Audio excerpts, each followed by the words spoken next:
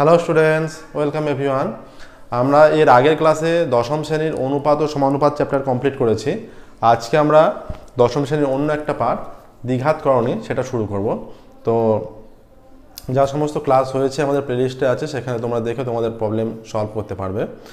আজকে দ্বিঘাতকরণী শুরু করছি আমরা। দ্বিঘাতকরণী বলতে ধরো 2, 3, 4, 5 এই সংখ্যাগুলো হচ্ছে সমস্তই পূর্ণ সংখ্যা।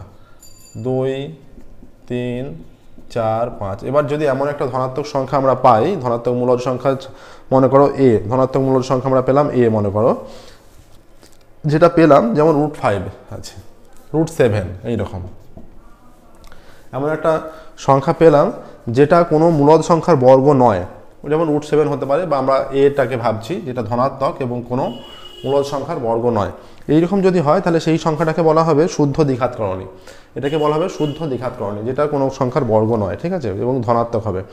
আবার এইরকম করণীকে বলা হবে মিশ্র দ্বিঘাতকরণী, যেটা a প্লাস মাইনাস √b, এগুলো হচ্ছে মিশ্র দ্বিঘাতকরণী।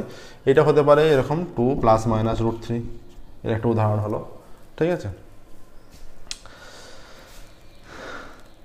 যেখানে a হচ্ছে এখানে মূলদ সংখ্যা এবং a মূলদ সংখ্যা এবং √b যেটা সেটা শুদ্ধ দ্বিঘাতকরণী। a মূলদ সংখ্যা এবং √b যেটা সেটা শুদ্ধ দ্বিঘাতকরণী, ঠিক আছে।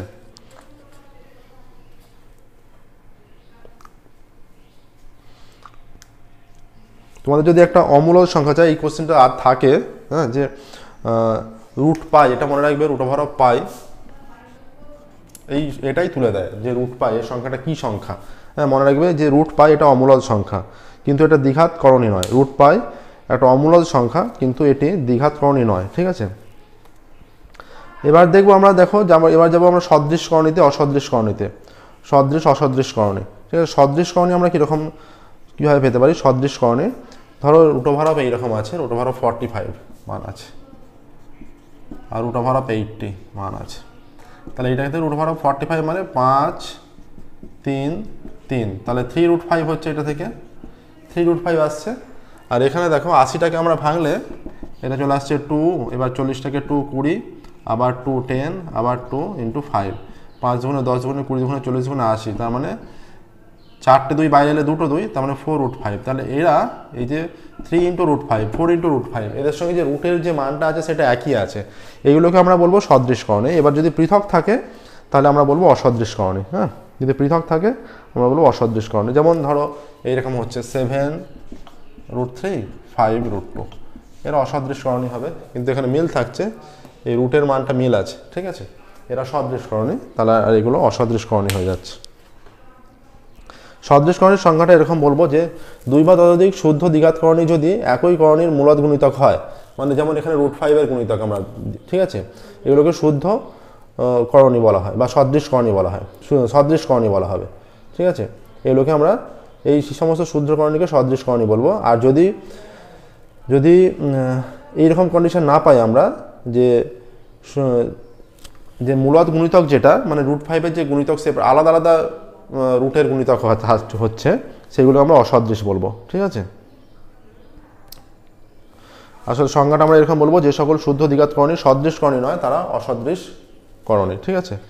এবার দেখো, এবার আমরা এক্সারসাইজ কোষে দেখি 9.1 শুরু করছি। কোষে দেখি 9.1 আছে, দেখো কোষে দেখি 9.1 শুরু করছি, একের দাগের থেকে শুরু করছি। কোষে দেখি 9.1 একের দাগের থেকে শুরু করছি।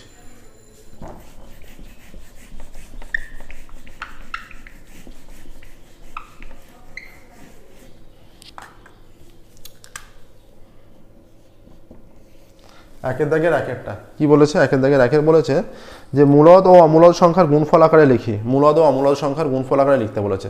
প্রথমটা আছে √175। এবার তোমরা যদি এটা না পারো, এখানে ডাইরেক্ট যদি ভেঙে নিতে না পারো, এইভাবে 5 দিয়ে 5 × 3 = 15, 2 × 25, 5 × 5 = 25, আবার 5 দিয়ে খেলে 5 × 7 = 35, তাহলে 175 মানে 5 × 5 × 7। তাহলে এখানে যদি আমরা এই মানটাকে নিই, তাহলে এটা হয়ে যাবে 5 × 5 × 7 হবে। দুটো 5-এর জন্য একটা 5 বেরিয়ে আসছে, 5√7 হয়ে গেল, ঠিক আছে, 5√7 হচ্ছে। তাহলে বলছে মূলদ ও অমূলদ সংখ্যার গুণফল আকারে লিখি, তাহলে এখানে মূলদ ও অমূলদ সংখ্যার গুণফল আকারে লেখা হয়ে গেল 5 এবং √7 এর গুণফল আকারে লেখা হয়ে গেল, ঠিক আছে। 5 এবং √7 এর গুণফল আকারে প্রকাশ করলাম। এবার দেখো, এবার পরবর্তী যেটা আছে, পরবর্তী অঙ্কে আমরা যাব।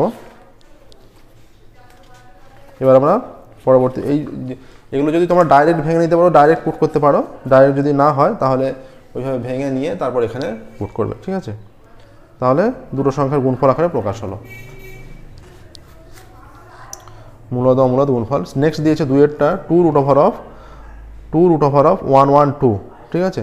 2 root over of আছে দুইয়েরটা, 2 root over of 112 আছে। তাহলে আমরা 112কে ভেঙে নিচ্ছি। 112 2 দিয়ে হলে 5 দুগুণে 10, 1 12, 6 দুগুণে 12, আবার 2 দিয়ে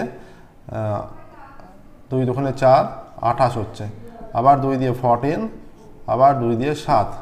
তাহলে এইটা হয়ে যাচ্ছে 2 বাইরে, রুটের মধ্যে 4টে 2 আর একটা 7, 2 ইন্টু 2 ইন্টু 2 ইন্টু 2 ইন্টু 7, এইটা হচ্ছে।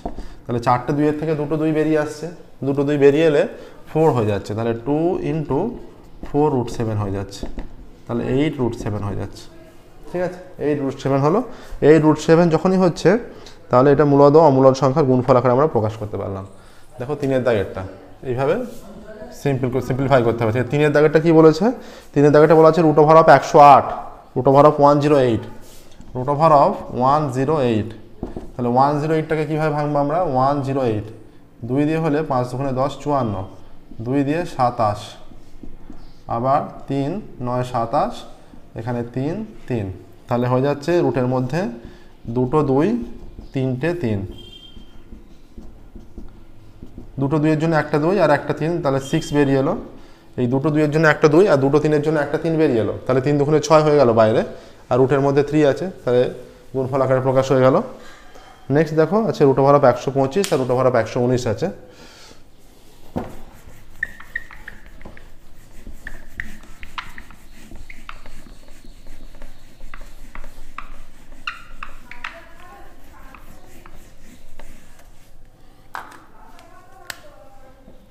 √1 কি আছে? 4-এরটা আছে 125। আমরা জানি যে 3টে 5-এর গুণফল 125 হয়, তাহলে 5 ইন্টু 5 ইন্টু 5 হচ্ছে, দুটো 5-এর জন্য একটা 5 বেরিয়ে এলো, 5 √5 গুণফল আকারে প্রকাশ হয়ে গেল, ঠিক আছে? এর পরেরটা দেখো কি বলেছে, 5-এরটা 5 √119, 5 √119। এটা ডাইরেক্ট গুণফল আকারে প্রকাশ করাই আছে, এটাকে আর কোনো 119 আছে, এটাকে সিম্পলিফাই করলেও মানে কোনো মান রুটের বাইরে আসবে না, ঠিক আছে? তাহলে এই আকারেই থাকবে গুণফল আকারে, মূলদ অমূলদ সংখ্যার গুণফল আকারেই থাকবে। এবার দেখো 2-এর দাগের অঙ্কে যাব আমরা। 2-এর দাগের অঙ্কে কী বলেছে? প্রমাণ করতে বলেছে। বাম পক্ষ দেওয়া আছে, বাম পক্ষ থেকে আমরা ডান পক্ষ নিয়ে আসবো। বাম পক্ষের মান যেটা দেওয়া আছে সেটা আছে √108 মাইনাস √75, সেখান থেকে √3 দেখাতে হবে।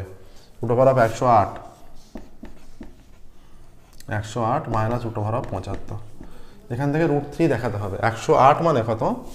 এই যে 108কে যদি আমরা ভাঙি, 108 2 দিয়ে হলে 54, 2 দিয়ে হলে 27, 3 9 27, 3 3, তাহলে এটা হয়ে যাচ্ছে রুটের মধ্যে 2 into 2 into 3 into 3 into 3 minus রুটের মধ্যে 5 5-এ 25, 3 25-এ 75। তাহলে দুটো 2-এর জন্য একটা 2 বেরিয়ে এলো, দুটো 3-এর জন্য একটা 3 বেরিয়ে এলো, ইন্টু √3 আছে, মাইনাস একটা 5 বেরিয়ে এলো, 5 √3।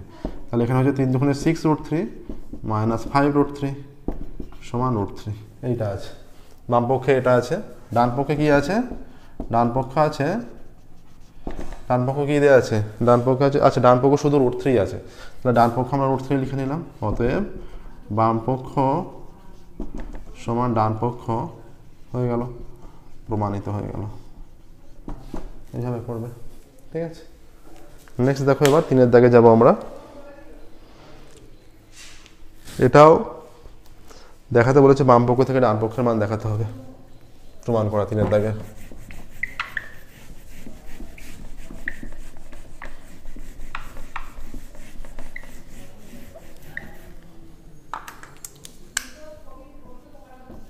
তিনের দাগের বাম পক্ষ কি বলে দিয়েছে? বাম পক্ষে বলা আছে √98 প্লাস √8 মাইনাস 2 √32, √98 মাইনাস √8 মাইনাস 2 √32, এইটা আছে, ঠিক আছে? √98 minus 98 plus √8 minus 2 root over of 32, এটা প্লাস আছে। 98কে ভাঙলে 2 ইন্টু 7 ইন্টু 7 হয়ে যাচ্ছে, 7 7 49কে 2 দিয়ে গুণ করলে 98 হয়, প্লাস 3টে 8-এর গুণফল 2 হয়, তাহলে 2 ইন্টু 2 মাইনাস 32 মানে 5টা 2-এর গুণফল, 2 দুগুণে 4, 4 দুগুণে 8, 8 দুগুণে 16, 16 দুগুণে 32, 32 মানে 5টা 2-এর গুণফল হলো। ইকুয়াল টু হয়ে যাচ্ছে 7 root 2 plus 2 root 2 minus 2 into, আচ্ছা এইখানে একটা 2 বেরিয়ে আসছে, রুট 2 হচ্ছে, এই 4টে 2-এর জন্য 2টো 2 বেরিয়ে আসছে, একটা রুটের মধ্যে পড়ে থাকছে, তাহলে 7 আর 2 9 রুট 2 মাইনাস 2 দুগুণে 4 দুগুণে 8 রুট 2 সমান রুট 2 হয়ে যাচ্ছে। আর ডান পক্ষ কি আছে, ডান পক্ষ ইকুয়াল টু, ডান পক্ষে দেওয়া আছে রুট 2 আছে, এটা রুট 2 দেওয়া আছে, অতএব বাম পক্ষ সমান ডান পক্ষ, এটা প্রমাণিত হয়ে গেল, বাম পক্ষ সমান ডান পক্ষ প্রমাণিত হয়ে গেল এইভাবে। নেক্সট দেখো 4-এর দাগে, প্রসেসটা দেখে নাও। এবার 4-এর দাগের অঙ্ক শুরু করব। এইগুলো মেনলি এই টাইপের অঙ্ক শর্ট কোশ্চেনে পড়ে, ঠিক আছে।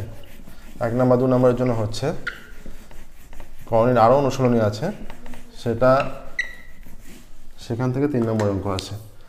এবার 4-এর দাগে যেটা বলেছে, এটাও বাম পক্ষ থেকে ডান পক্ষ দেখাতে হবে।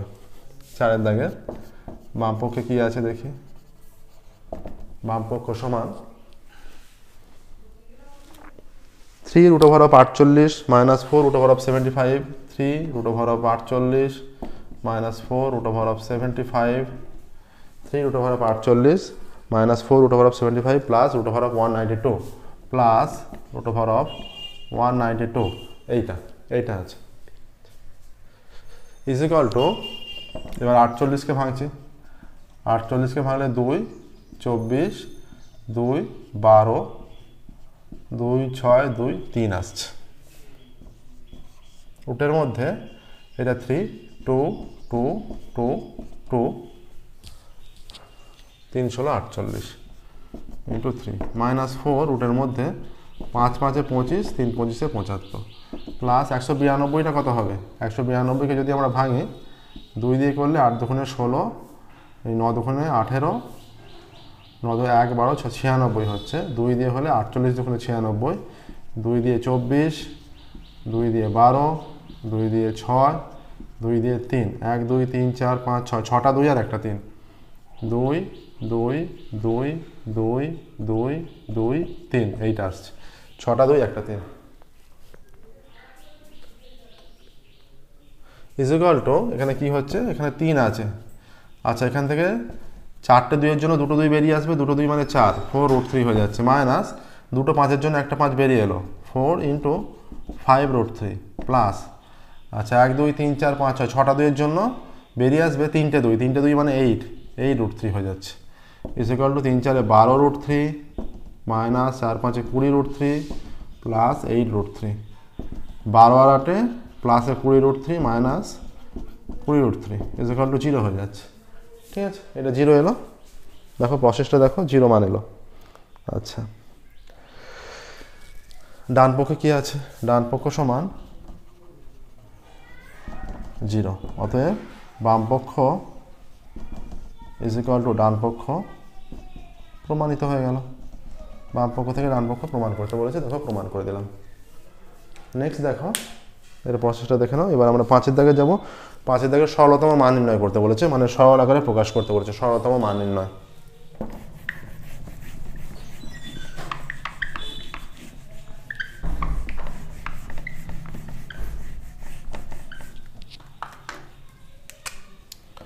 পাঁচের দাগে সরল করতে বলেছে, সরলতম মান নির্ণয় করতে বলেছে। 5-এর দাগে root over of 12 plus root over of 18 plus root over of 27 minus root over of 32, root over of 12 plus root over of 18 plus root over of 27 minus root over of 32, এইটা আছে। Root over of 12 plus 18 plus 27 minus 32। আচ্ছা 12 মানে কত হবে সরলতম মান নির্ণয়? 12 মানে 2 into 2 into 3 plus 18 মানে 3 3-কে 9, 9 2-নে 18 প্লাস 27 মানে 3টে 3-এর গুণফল 27 আর 32 মানে 5টা 2-এর গুণফল। 2 দুগুণে 4, 4 দুগুণে 8, 8 দুগুণে 16, 16 দুগুণে 32। আচ্ছা এইটা থেকে আসছে 2√3 প্লাস এইটা থেকে আসছে 3√2 প্লাস এটা 3√3 মাইনাস 4টে 2-এর জন্য 2টো 2 বেরিয়ে আসে, 2টো 2 গুণফল 4, 4√2। আচ্ছা 2√3, 3√3, 5√3 মাইনাস √2 এইটা আসছে, 5√3 মাইনাস √2 এটা অ্যান্সার আসছে। দেখো 2√3 আর 3√3 যোগ করলে 5√3 আর 3√2 মাইনাস 4√2 মাইনাস √2 হবে, মাইনাস √2 হলো সেই কারণে। এবার দেখো 6 দাগের,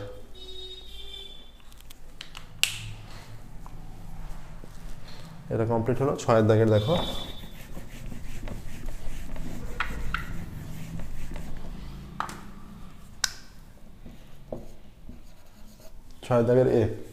ছয় দাগের অনেকগুলো অঙ্ক আছে। এরটা বলেছে √5 প্লাস √3 সাথে কত যোগ করলে, √5 প্লাস √3 সাথে কত যোগ করলে 2√5 পাবো। আমরা ধরে নিচ্ছি, ধরি √5 প্লাস √3 এর সঙ্গে এ যোগ করলে 2√5 পাবো, এটা ধরে নিলাম। ঠিক আছে, অতএব √5 প্লাস √3 প্লাস এ সমান 2√5 বা এ ইজ ইকুয়াল টু কত, 2√5। এগুলো ওদিকে ডান দিকে নিয়ে যাচ্ছি, সমানের অপোজিট দিকে নিয়ে গেলে সাইন চেঞ্জ হবে, মাইনাস √5 মাইনাস √3 হলো, বা এ সমান 2√5 মাইনাস √5 মানে শুধু √5 হবে, √5 মাইনাস √3। তাহলে উত্তর লিখবে যে √5 প্লাস √3 এর সঙ্গে √5 মাইনাস √3 যোগ করলে 2√5 পাবো, এটাই লিখে দেবে। ঠিক আছে, দেখো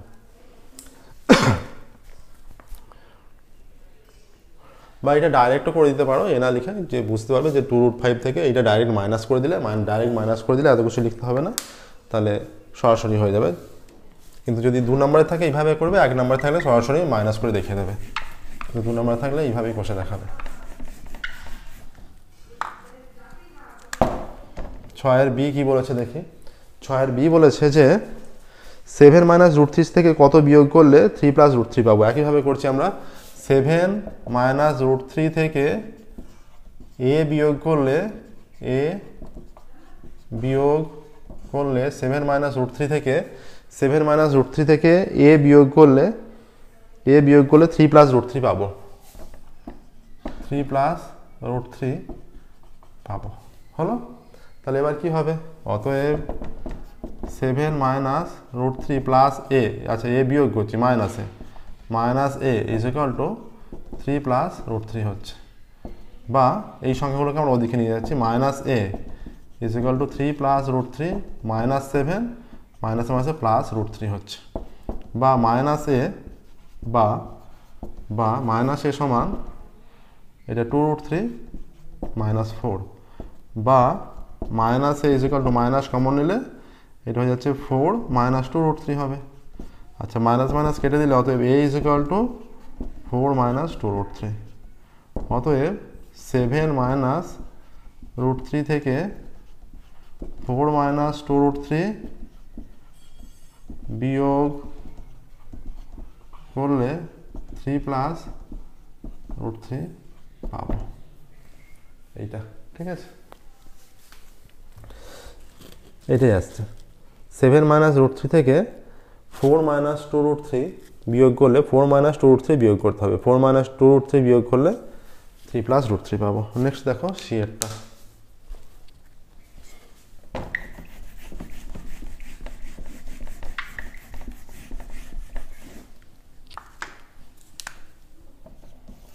এ বি সি। সি কি বলেছে, 2 প্লাস √3 √5 প্লাস √3 এবং 2 প্লাস √7 এর যোগফল লিখি। তাহলে আছে 2 plus √3 plus √5 plus √3 plus 2 plus √7 এর যোগফল, 2 প্লাস √7। তাহলে এখানে হয়ে যাচ্ছে 2 plus 2 4 plus √3 plus √3 2√3 plus √5 plus √7, এটা হয়ে গেল যোগফলটা এটা 4 + 2√3, তাহলে অ্যান্সারটা লিখে দেবে 4 + 2√3 + √7 √5 + √7, তাহলে 2 + √3 2 + √3 √5 + √3 এবং 2 + √7 এর যোগফল 4 + 2√3 + √7 + √5, এটা বাক্যে লিখে দেবে। ঠিক আছে, নেক্সট দেখো 6 দাগের সি এরটা হলো 6 দাগের ডি।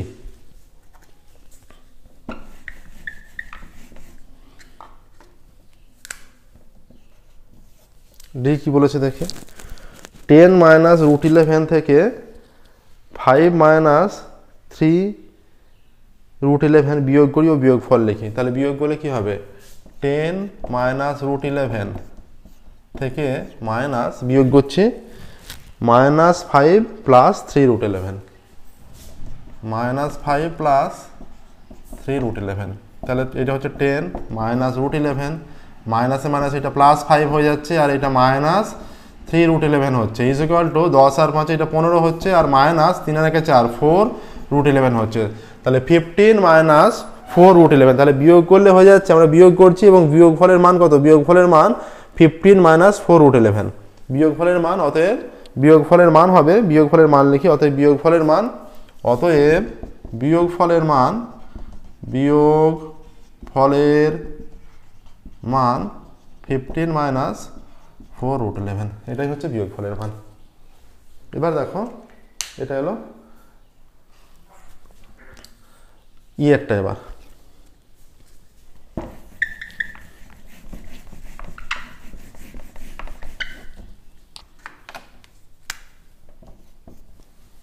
ইয়েরটা কি বলেছে দেখি, -5 + √7 এবং √7 + √2 এর যোগফল থেকে 5 + √2 + √7 বিয়োগ করে বিয়োগফল লিখি। তাহলে আছে -5 + √7 -5 + √7 এবং √7 + √2 এর যোগফল এবং √7 + √2 এদের যোগফল থেকে কত বিয়োগ করতে বলেছে, বিয়োগ করতে বলেছে এদের যোগফল থেকে 5 - √2 + √7।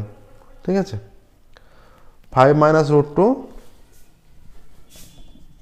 5 + √2 + √7 এটা বিয়োগ করতে বলছে, 5 + √2 + √7 এটা বিয়োগ করতে বলছে। তাহলে এদের যোগফলটা কত হবে, -5 + √7 + √7 + √2, এইটা -5 প্লাসে মাইনাসে -√2 -√7, এই একটা √7 প্লাসে মাইনাসে কেটে দিলাম। ঠিক আছে, আচ্ছা এই √2 প্লাসে মাইনাসে কেটে দিলাম, পড়ে থাকছে √7 - 10 √7 - 10 এটা পড়ে থাকছে। ঠিক আছে, তাহলে বলছে বিয়োগ করে বিয়োগফল নির্ণয় করি, অতএব নির্ণয় এইভাবে উত্তর লিখবে। এইগুলো 2 নম্বর অঙ্ক আসতে পারে, √7 - 10 নির্ণয় বিয়োগফল √7 - 10, প্রত্যেকটা অঙ্কের কিন্তু উত্তর অবশ্যই লিখতে হবে, নির্ণয় বিয়োগফল √7 - 10। এবার দেখো ইয়ের হলো এফেরটা কি বলেছে দেখি, এফের বলেছে যে দুটি দ্বিঘাত করণী লিখি যাদের সমষ্টি মূলদ সংখ্যা, দুটি দ্বিঘাত করণী লিখি যাদের সমষ্টি মূলদ সংখ্যা, মানে যোগ করলে মূলদ সংখ্যা হয়ে যাবে, বিভিন্ন নেওয়া যাবে। আমরা নিতে পারি দুটি দ্বিঘাত করণী 5 + √7 একটা আর 5 - √7 একটা, এটা দ্বিঘাত করণী। ঠিক আছে, এটা দ্বিঘাত করণী হচ্ছে, দুটি দ্বিঘাত করণী। এবার এদের সমষ্টি যোগফলটা কত হচ্ছে, 5 + √7 + 5 - √7 + √7 - √7 কেটে গিয়ে 10 আসছে, এটা একটা মূলদ সংখ্যা। ঠিক আছে, অতএব দুটি দ্বিঘাত করণী যাতে, এরকম অনেক মান হতে পারে, অনেক কিছু লেখা যেতে পারে, আরও হতে পারে 3 + √2 3 - √2 +√2 - √2 কেটে যাবে, 3 + 3 6 একটা মূলদ সংখ্যা। ঠিক আছে, তাহলে আমরা এইটা একটা নিলাম, আরও বিভিন্ন মান হতে পারে, তাহলে এইভাবে অনেক মান নেওয়া যেতে পারে যাদের সমষ্টি মূলদ সংখ্যা হবে, কিন্তু অপোজিট সাইন নিতে হবে যাতে প্লাসে মাইনাসে কেটে যায়। হ্যাঁ, এইরকম বুঝে নিতে হবে। তাহলে 6 দাগের এ পর্যন্ত ছিল আমাদের 5.1-এ, তাহলে 5.1 কমপ্লিট হলো, 5.1 কমপ্লিট হয়ে গেল। ঠিক আছে, আচ্ছা আজকের ক্লাস আমরা এই পর্যন্ত স্টপ করছি, পরবর্তী ক্লাসে আমরা 5.2 কোর্সে দেখি 5.2 শুরু করব। Okay, thank you very much everyone.